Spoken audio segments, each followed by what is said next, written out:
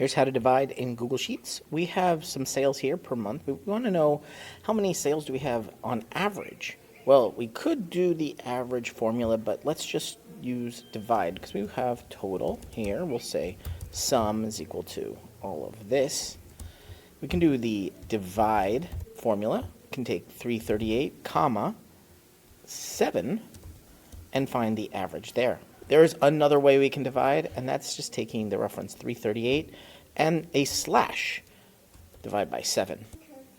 Another way we can do this is count all. This is going to count however many there are, and we can add in front of it a sum of all of these, and do that slash, and now we have the sum of everything divided by the count of everything. And so this will update automatically as you add another month of sales. You're watching Better Sheets here on YouTube. Make sure you check out this video or this video and subscribe right now to get more tips, tricks, how-tos, get more out of your Google Sheets than you ever have before.